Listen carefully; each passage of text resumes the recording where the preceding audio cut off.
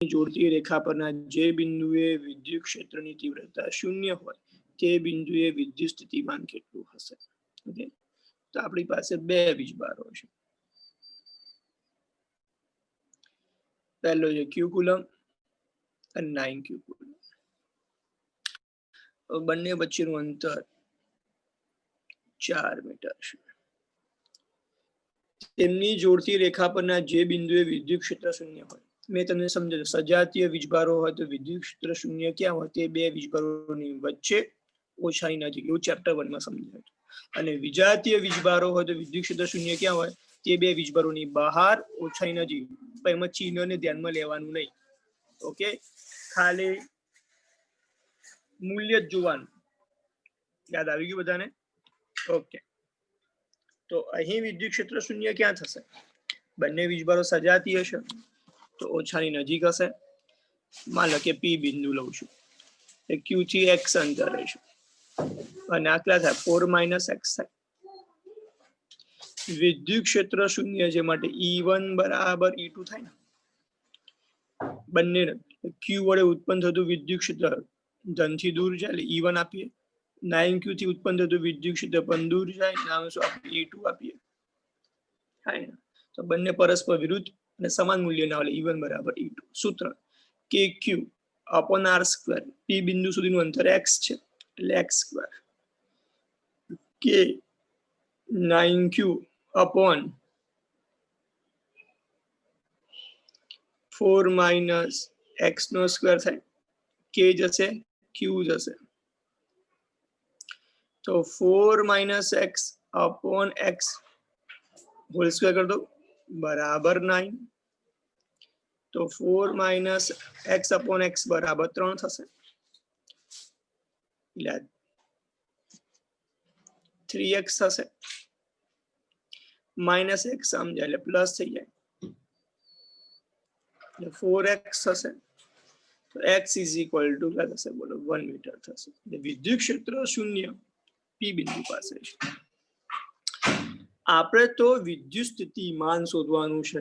યાદ કરો chapter number 2, વિદ્યુત સ્થિતિમાન શૂન્ય ફક્ત બે વિજાતીય વીજભારો હોય તો જ થાય. સજાતીય વીજભારો તો વિદ્યુત સ્થિતિમાન શૂન્ય ન થાય એવી મેં નોંધ પણ લખાવેલી.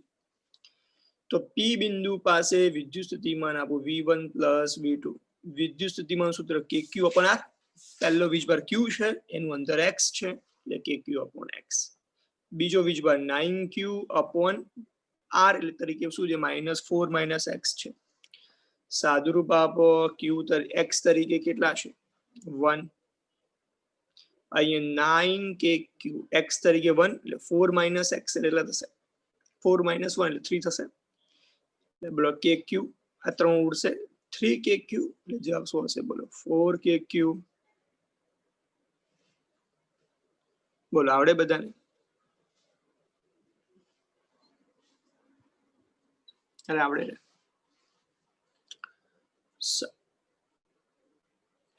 બહુ સારો MCQ. हाँ, MCQ नंबर देखिए 18.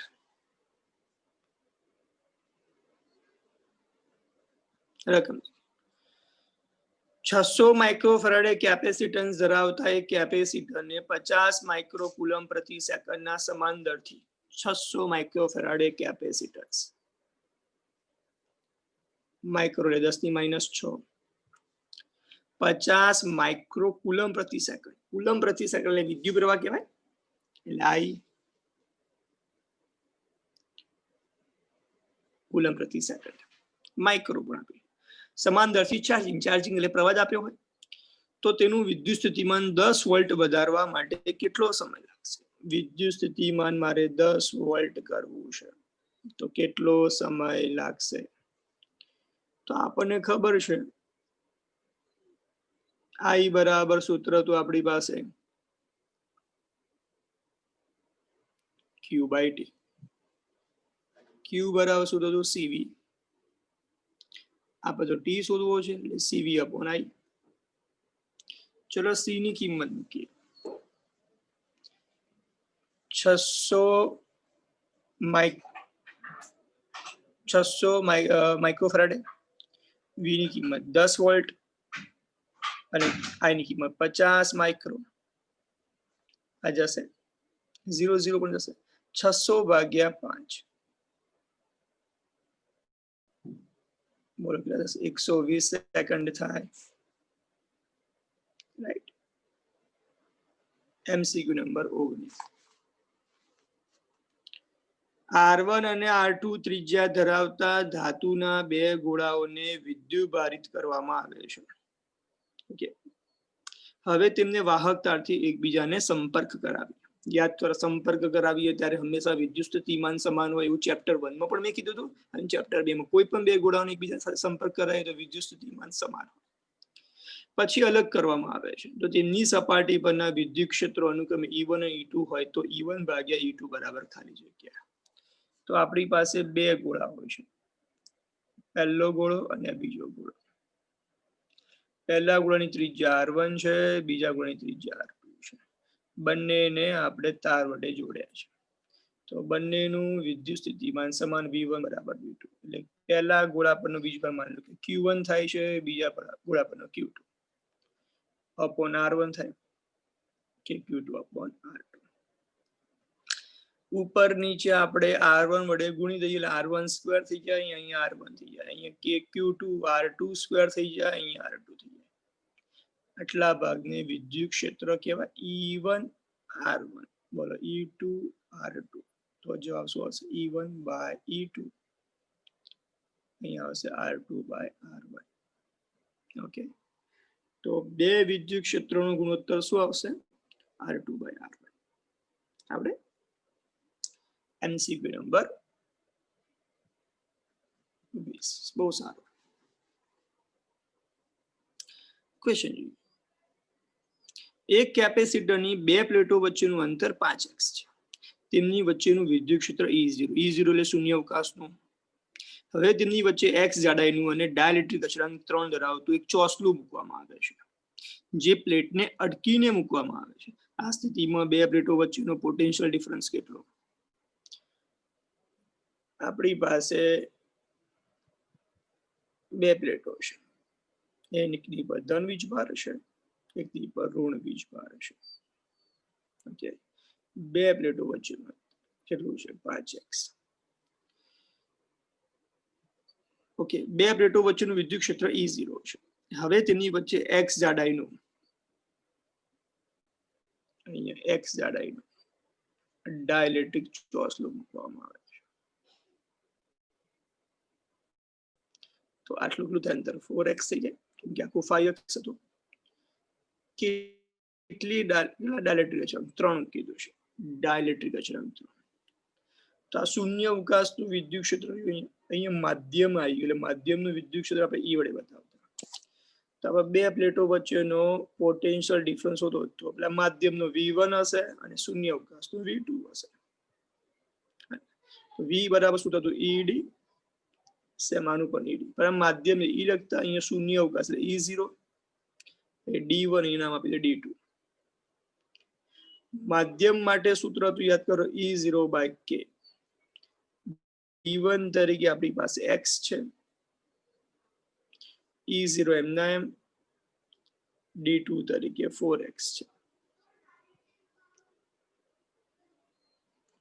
K બરાબર કેટલા છે આપણી પાસે 3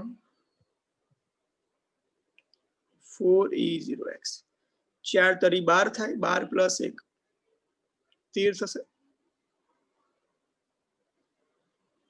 તો વિદ્યુત સ્થિતિમાન કેટલું છે 13/3 E0 into x રાઈટ આવડે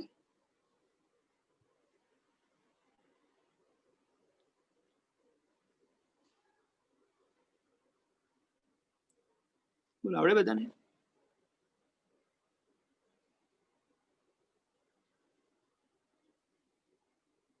MCQ નંબર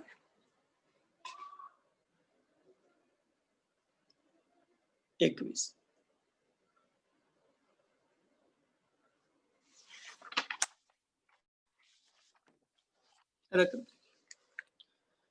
આકૃતિમાં દરેક પ્લેટનું ક્ષેત્રફળ A અને ક્રમિક પ્લેટો વચ્ચેનું અંતર D છે તો A અને B બિંદુઓ વચ્ચેનું અસરકારક કેપેસિટન્સ કેટલું હશે ઓકે તો આપણી પાસે A બિંદુ લઉં અહીં આપણી પાસે B બિંદુ આપણને આ રીતે પ્લેટો આપેલી છે.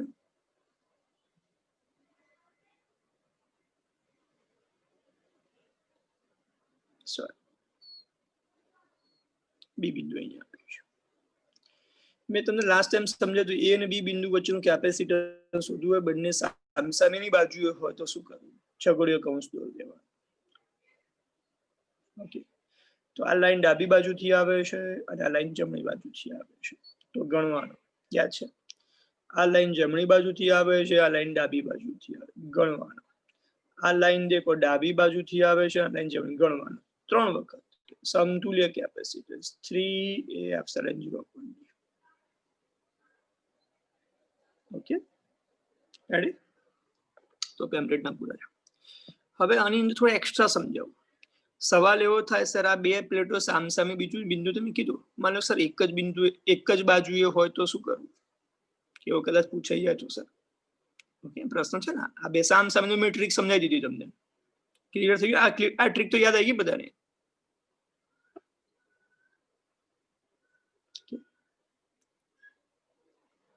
અને આ ત્રણેય સમાંતરમાં થાય. સમાંતરમાં થાય એટલે ત્રણેયનો શું કરવો પડે? સરવાળો. ઓકે, સારું. હવે એક એક્સ્ટ્રા સમજાવું.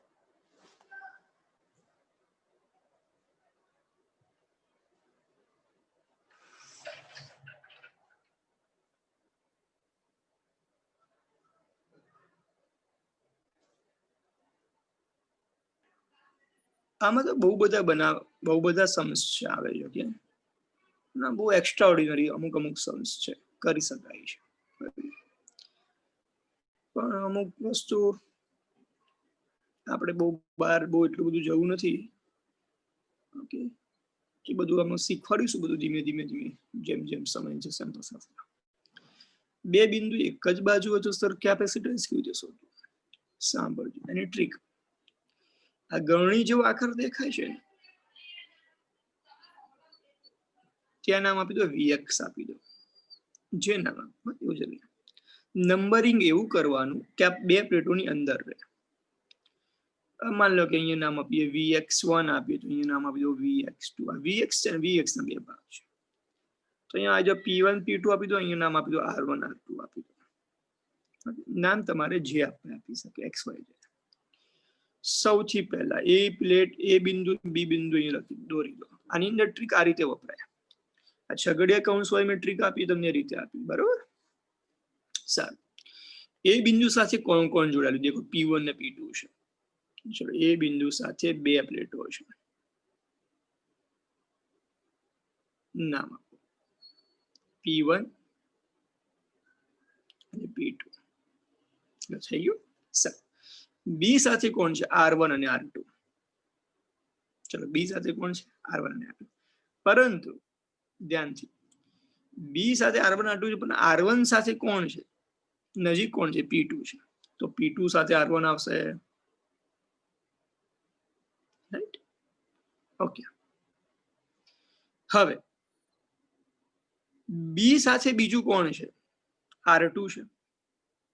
ઓકે, તો આપણે R2 લઈશું બી સાથે. બી સાથે R1 તો જોઈન થઈ ગયો. બીજું બી સાથે કોણ છે? R2. Okay, right? હવે વધ્યા કોણ? P1 સાથે કોણ નજીક? કોણ છે? Vx1. અને R2 સાથે નજીક કોણ છે? Vx2. તો અહીંયા નામ આપી દો Vx1. અહીંયા કોણ છે? Vx2. અને Vx1 અને Vx2 બંને દેખો Vx સાથે જોડાતા થઈ ગયું. બધા આવી ગયા, જોઈન થઈ ગયા. એટલે બંને શ્રેણીમાં થશે, આ સમાંતર. તો સમતુલ્ય નામ આપલા C ડેશ. શ્રેણીમાં એટલે બંનેનો શું કરવું પડે? ગુણાકાર. એટલે C ગુણ્યા C. નીચે બંનેનો સરવાળો. C²/2C. એટલે જવાબ આવે C/2.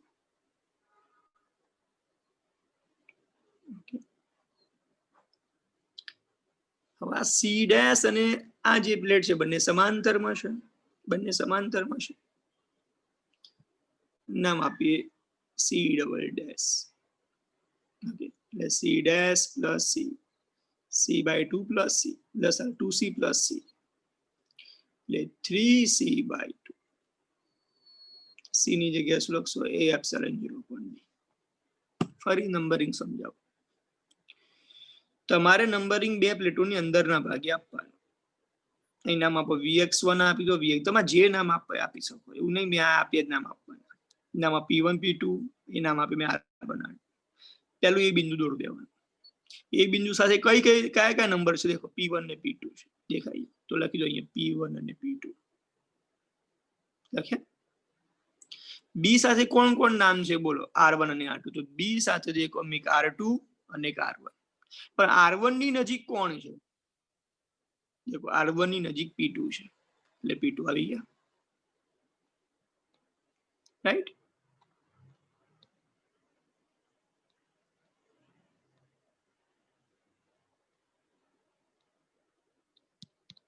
ફરી બોલો r1 ની નજીક કોણ છે p2 હવે r2 આવી r2 ની નજીક vx2 છે એટલે r2 નજીક મેં પ્લેટ મૂકી બીજી vx2 અને p1 ની નજીક કોણ છે vx1 તો p1 ની નજીક મેં મૂક્યા vx1 થઈ ગયા બંને જોઈન્ટ શ્રેણી સમાંતર બોલો ક્લિયર હજુ કાવ બીજો સમજો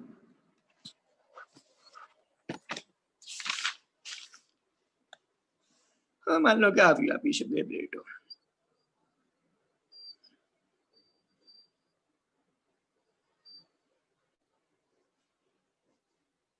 જો a અને b ચલો a અને b બંને એક જ બાજુ છે હા એક બાજુ હતો અહીંયા નામ આપી દો vx અંદરની બાજુ નંબરિંગ કરો vx1 p1 બોલો p2 r1 r2 અહીંયા નામ આપી દો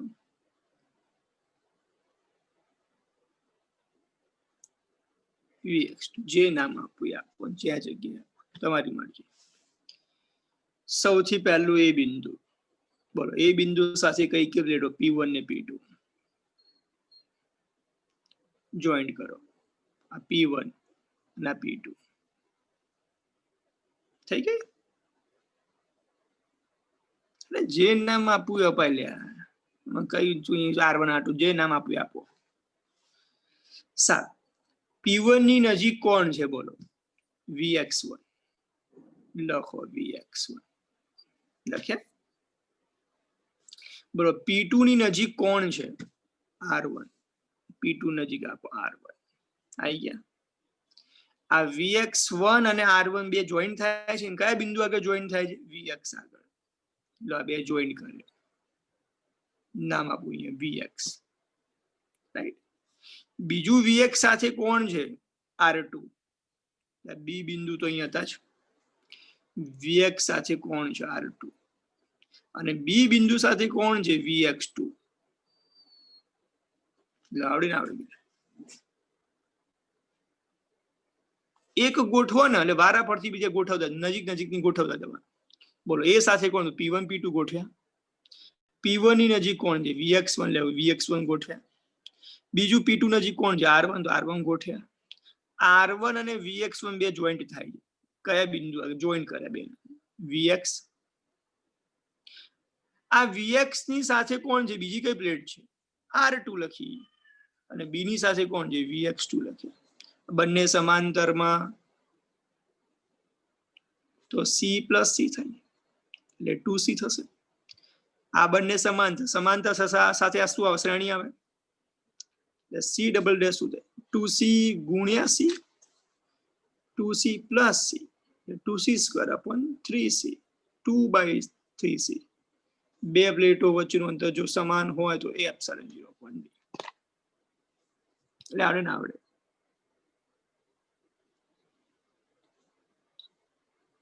તૈયાર ક્લિયર બધાને ગોઠવતા આવડી ગયું તૈયાર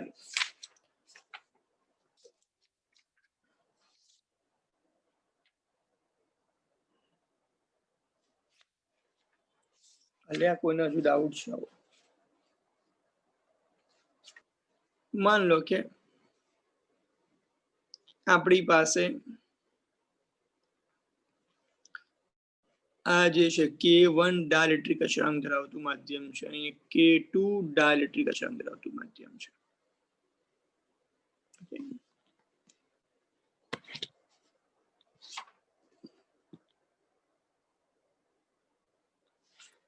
એક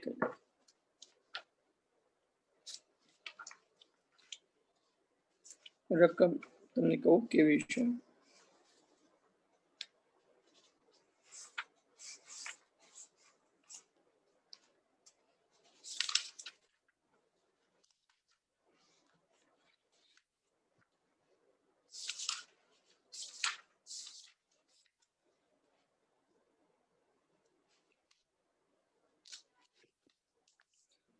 રકમ આવી છે.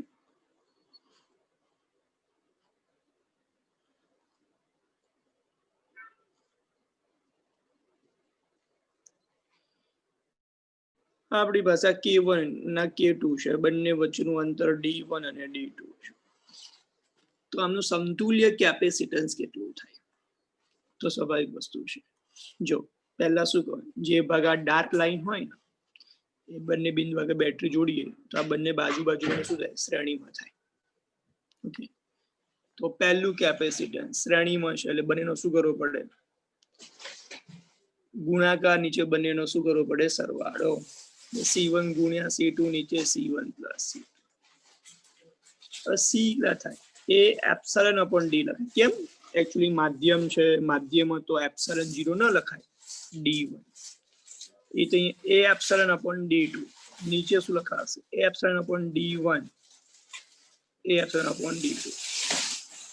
ઓકે, હવે એપ્સિલોન એટલે શું? માધ્યમ છે, તો માધ્યમ એટલે શું લખાય? K બરાબર શું આપણે લખતા? Epsilon upon epsilon 0. તો એપ્સિલોન શું થાય? K ઇન્ટુ એપ્સિલોન 0 થાય. તો પહેલા માટે શું લખાશે? K1 epsilon 0 into K2 epsilon 0 upon D1 upon D2.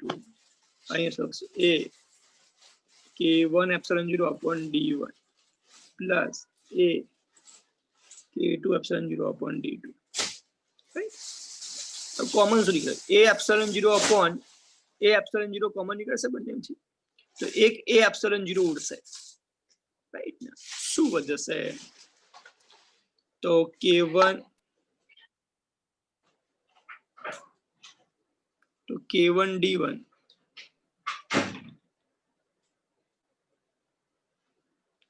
અહીંયા વચ્ચે બીજું એ epsilon 0 upon D2 into K2 વધશે ભાગ્યા અહીંયા વધશે આપણી પાસે K1 upon D1 plus K2 upon D2. હવે અહીંથી આપણે લસા લઈએ એટલે D1 D2 ઉડે. તો C બરાબર એ એપ્સિલોન 0 એને આપણે બહાર કાઢી દઈએ. કૌંસમાં શું વધે? K1 K2 વધે.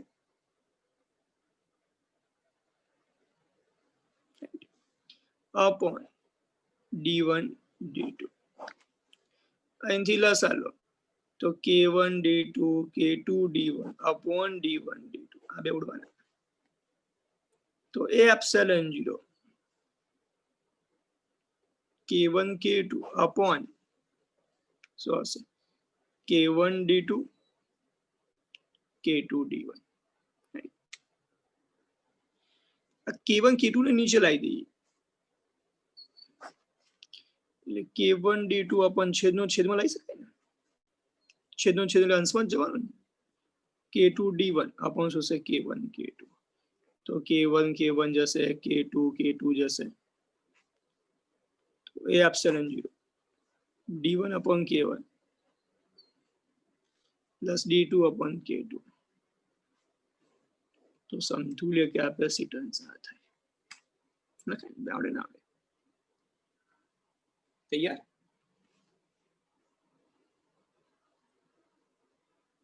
ઓકે, આમાં ઘણા ટાઈપ્સ આવી શકશે. એ હમણાં હું નીટને આપણે બધા કરાવું છું, બધા એમાં આવશે બધા ટાઈપ્સ જુદા જુદા. ઓકે, તો આપણે 1 થી 4 ચેપ્ટરના મારા પેમ્પલેટના પૂરા થઈ ગયા, બરાબર ને? એમાં હવે કોઈ બાકી છે?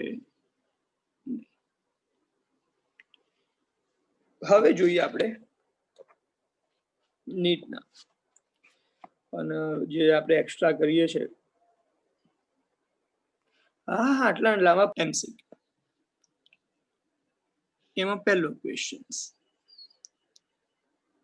400 વોલ્ટ સુધી